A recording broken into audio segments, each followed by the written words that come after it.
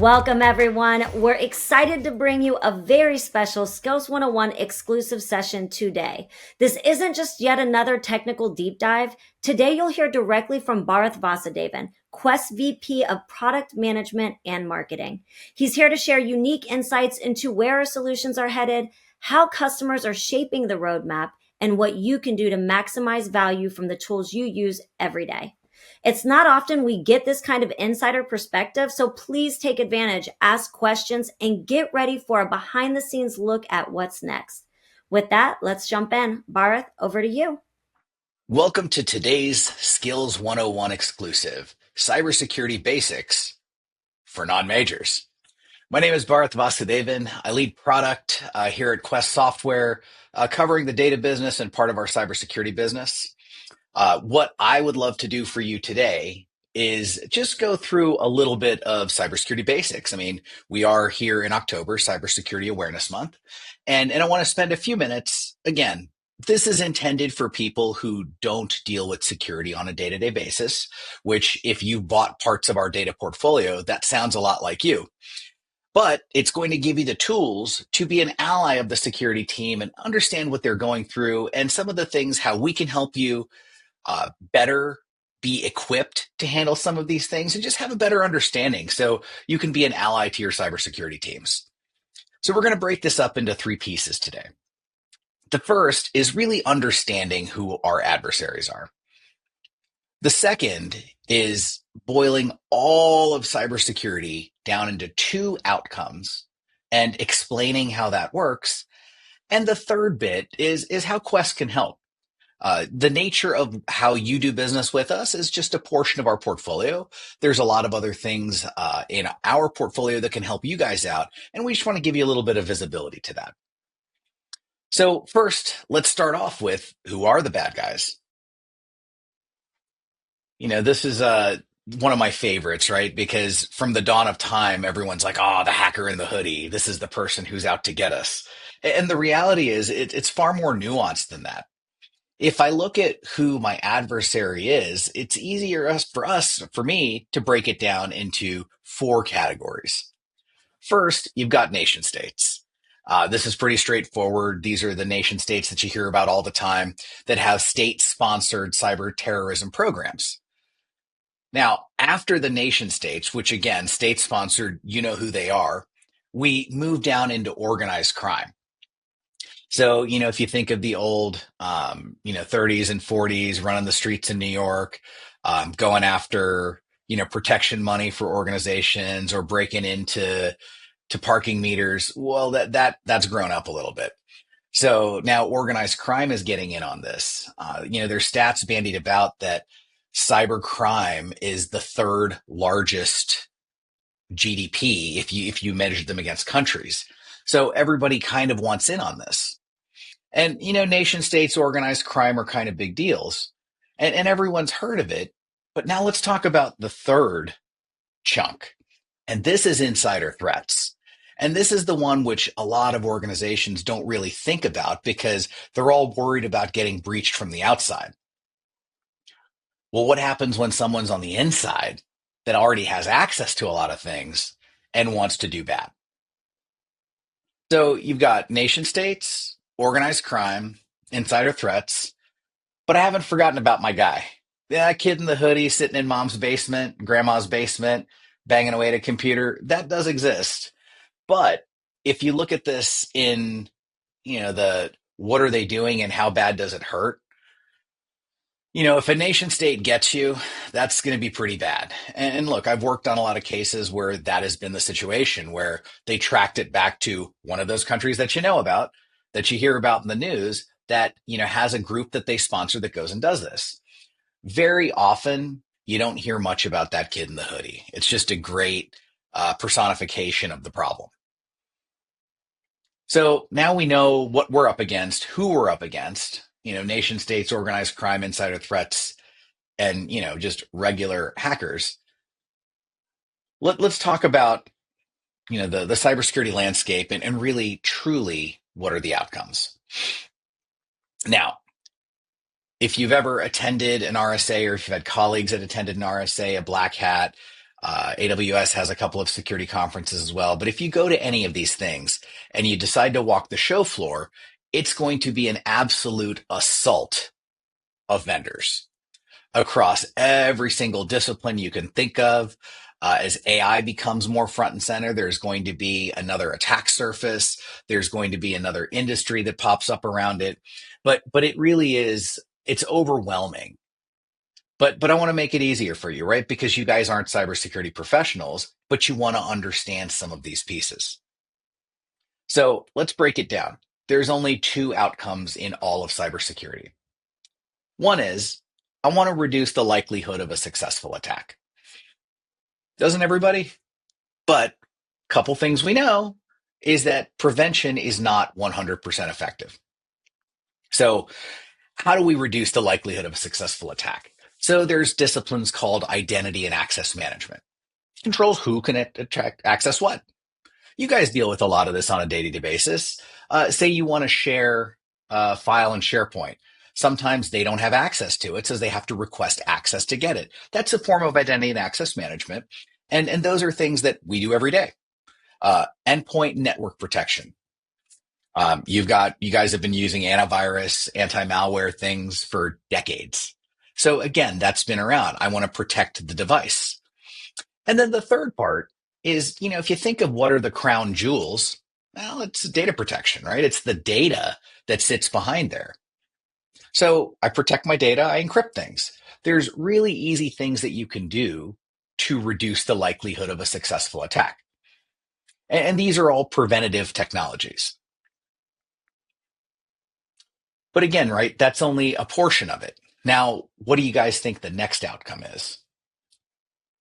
The next outcome is to reduce the impact of a successful attack because we've already determined that prevention technologies can never be 100% effective. If you think about this, this is the old, if you go back to the olden days, right? You had a castle, you built a moat around it, and you had a drawbridge. Well, and you stocked alligators in the moat. Well, people can't get across the moat, can't get across the alligator. Cool, you win.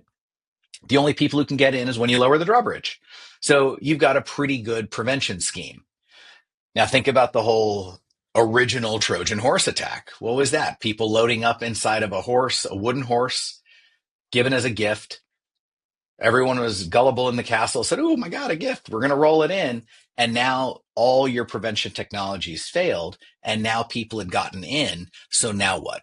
I want to reduce the impact of a successful attack. So now the attack has happened. What can I do? Well, I need to have backups. I need to make sure I've got disaster recovery solutions in place. This is very much an IT thing. I can also do things like network segmentation and zero trust, right? I can contain the breach to prevent lateral movement. A super easy example to understand network segmentation and zero trust, think about the airport. Anybody can walk in the front door to the airport. But if you go through security, there's TSA. Once you've made it through TSA, you can't go everywhere in the airport. You can go to a lot of places in the airport. But then sometimes employees who work in the restaurants have a certain badge that gets them into the restaurant area. The airline employees have a badge that can get them to the gate. The people that work on the tarmac and apron have a different credentials that allows them to get to their work area. And ultimately, if you're not if you don't have the right boarding pass, there's another level of check before you're actually able to get on a plane. So what they've effectively done is they've segmented your ability to move around. And if you move outside of the United States and you go to countries in Asia, they don't even let you in the airport without a boarding pass. So, there's different levels of segmentation that can happen, but ultimately what they're trying to do is contain the problem. And the last piece is detection and response. A super easy way to think about this is you go to bed at night, you arm your home alarm. Do you have a motion sensor? Do you have your windows censored up? So if you have a lot of those things in place, a doorbell chime, all these other things, the moment something disrupts that environment, you're quickly detected. It's isolated. If the alarm needs to go off, the alarm goes off. So just using things, whether we're talking about backups and disaster recovery, which everyone in IT should sort of know about. Network segmentation and zero trust. Think about the airport analogy, or security detection and response. Think about how that works in your own house with your alarm set. These are ways that you can reduce the impact of a successful attack. Now, if I put these two things together, right, the two outcomes, people are trying to achieve with all things cybersecurity, I want to put the shoe on the other foot, and let's talk about what the bad guys are up to. Because if you think about what the bad guys are up to while you're doing all this planning, and it'll also give you a pretty good idea of what the bad guys are thinking, and how they're trying to get into your environment. So let's look at this. This is a traditional cyber kill chain. If you look across recon, weaponize, delivery, exploit, install, command and control, action on objectives, these are what the bad guys are doing. And the time scale above it is how long before the breach are they doing it. So let's talk through each of these and give you a couple of examples. So recon, learning about your people, your network, and your tech stack. I know if I'm trying to do social engineering, I go find out who's the CEO, who's the CFO of that company, whose personas can I spoof to get people to do things they shouldn't be doing. Or I'm going to go pull all my internet facing servers to figure out what version are they running. Is it uh, Nginx? Is it Apache? So are they running web servers? What can I find? What information can I find about that? So this is constantly going on, this reconnaissance. Then I want to weaponize something. All right, I'm going to decide I'm going to put a malware link in a phishing email. And again, that phishing email is an email that's been spoofed. You don't know who it's coming from. You think you know who it's coming from, but it's not. Another common weaponization technique is embedding macros in Office documents. How many times have you opened Excel and just hit OK, OK, OK, OK, OK next when all the macro things come up? I know I have. So it's another technique. So that's just weaponizing. Then delivery, it's sending your organization emails, dropping USB devices in a parking lot. There's a very, very famous example of a very, very well planned and orchestrated attack where people gave out USB keys to people of a certain organization, knowing that everything was network firewalled off. You couldn't get to it unless someone physically had a USB key and stuck it in their internal network. And you see the jokes, right? And it's all in your cybersecurity training. Never plug an unknown USB drive into a system. So you got delivery. Then exploit, right? This is the person making the mistake, the new employee, the one who just let his guard down or her guard down for a minute. Click that link, plug the hard drive into the system, something starts running. So now at this point, you've been breached. So now what happens? Now the software gets installed. It creates other backdoors, other ways for them to come back in at another point. If this one gets caught, it starts running the malware. But then here's what else it does. It goes back and it reaches back out to a server that's somewhere out on the internet that's going to tell it what to do. It's going to establish a connection so somebody else can now control what that malware does. It can do one of 10 things. It can now start laterally moving across the network. It can start deleting backups. It can start trying to find intellectual property. There's lots of different things that it can do. And ultimately, whoever decided to go down this path had some objective they wanted. It could be stealing your personal data, stealing your intellectual property. It could just be encrypting the data to hijack it. It could be operational disruption by just deleting things.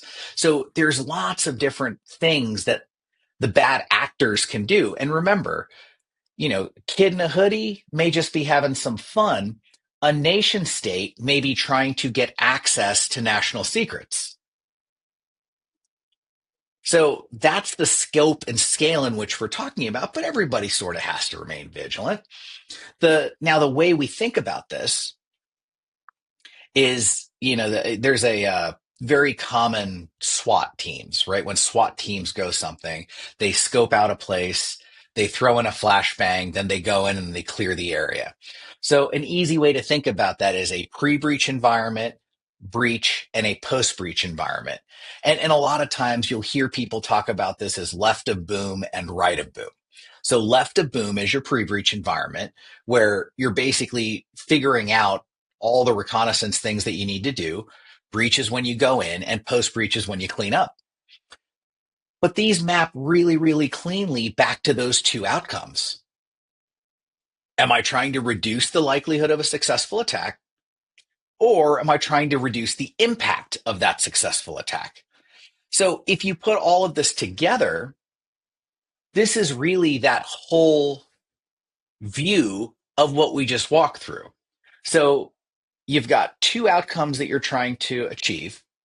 There's a pre-breach environment, there's a post-breach environment, and there's the actual breach. And then there's all the things that the bad guys are doing across the bottom. Now, that was a lot, but hopefully it was a very simplistic way to explain the entire cybersecurity industry and what everyone's trying to do, both from a good guy's side and a bad guy's side. So now let's go towards where we're going to end this and talk about how Quest can help in this space. Now, we're going to move from a super basic understanding of it to now let's just say you understood a lot of those basics that we just talked through. So what can we do for you? So we want to stop the attacks before they start. Again, stop the successful attack, contain threats in real time when they occur, reduce the blast radius. And now we're actually leveraging AI powered solutions to do some of these things. So identity protection, proactive prevention, and then better response.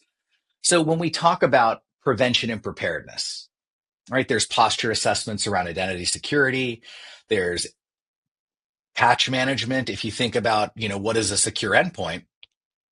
Well, a secure endpoint is a patched endpoint because if you look at where a lot of attacks happen, it's unpatched systems.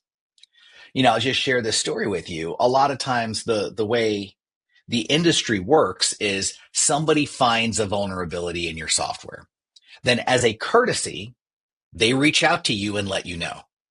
At which point they give you, as long as you're communicating with them, they'll work with you till you resolve the vulnerability, create a patch. They'll test the patch for you, make sure that it solves the problem. And only then do you publicly disclose something has happened when you actually have the solution for it. The problem is IT teams aren't always Johnny on the spot and patching that system as soon as the patch becomes available.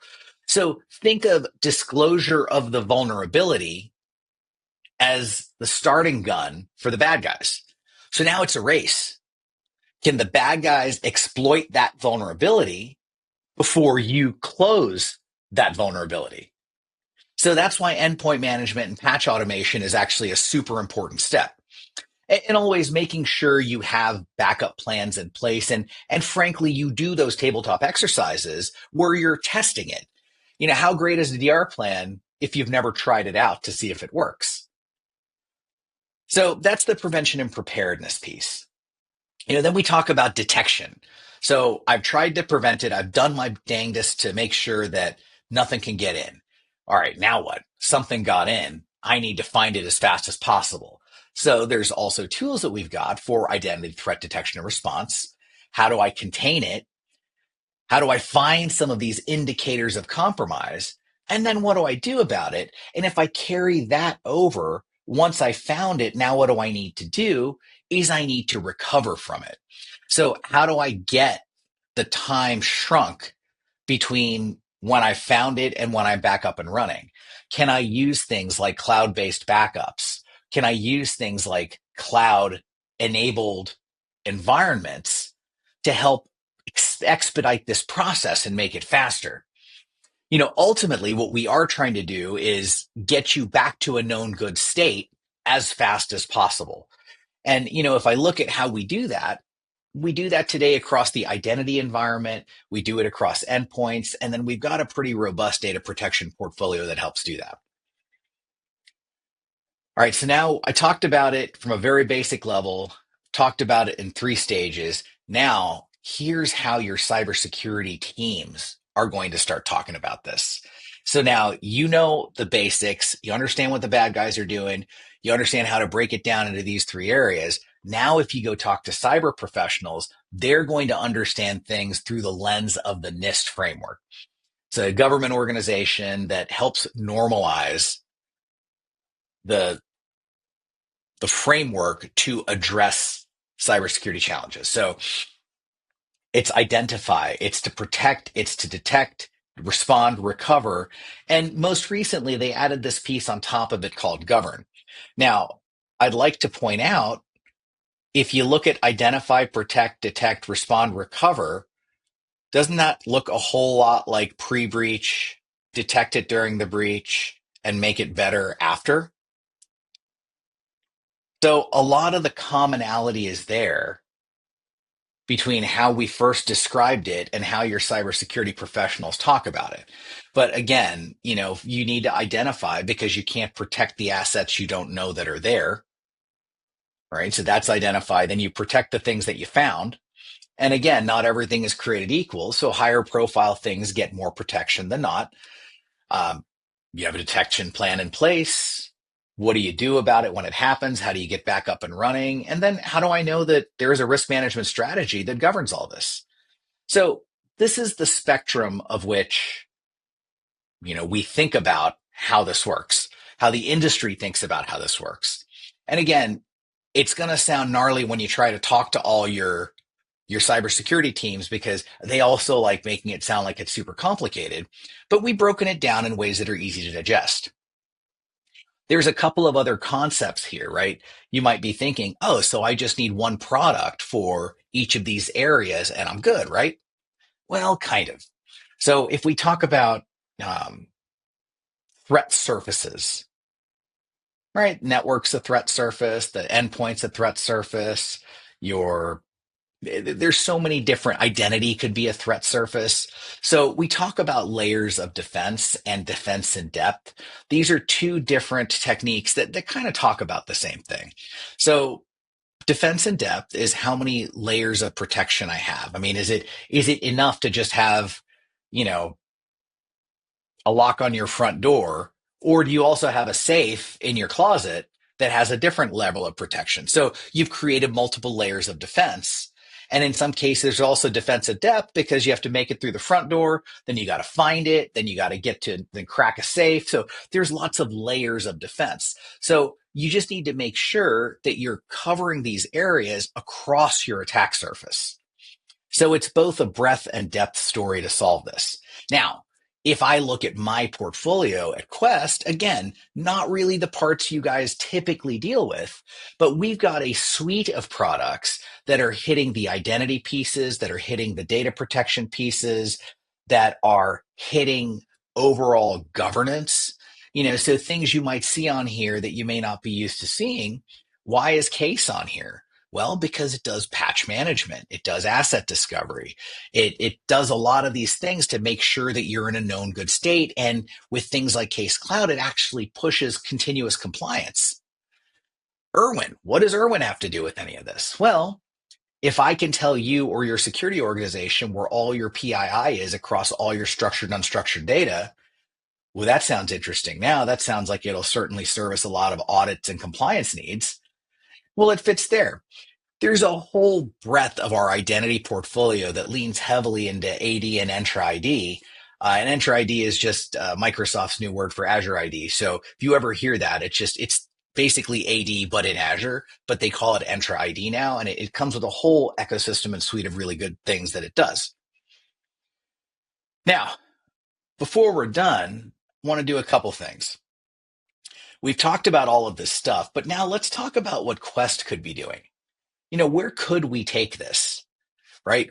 We've have decades of working with data and metadata. We have decades of working with identities around AD and Entra now. What if you took this idea and now layered AI on top of it? Trusted data feeds functional AI. Super, super important. But then I need to also have access to the identities because we've always had humans as identities. For the past couple of decades or more, you've had service accounts that you'd have to worry about, are they credentialed right? Are they over credentialed? But now what's kicking open the floodgate is this idea of AI agents as identities. This is the reality that we're building to and that we're facing right now. And that's given you a little taste of where we're going to be headed as we converge a lot of our roadmaps and look at a lot of the capabilities that we can bring. We take our data centric portfolio and our identity centric portfolio and put them together. So there's a lot of powerful things that we can deliver to the market to solve tomorrow's AI related problems by putting these two key components, which are effectively the pillars of Quest's organization, together. Now, before we finish, just want to go back and let's make sure you understand some of the things that we set out to understand when we started. So, do you know who the bad guy is? Right? It's nation states, it's organized crime, it's insiders, and it's that kid in the hoodie.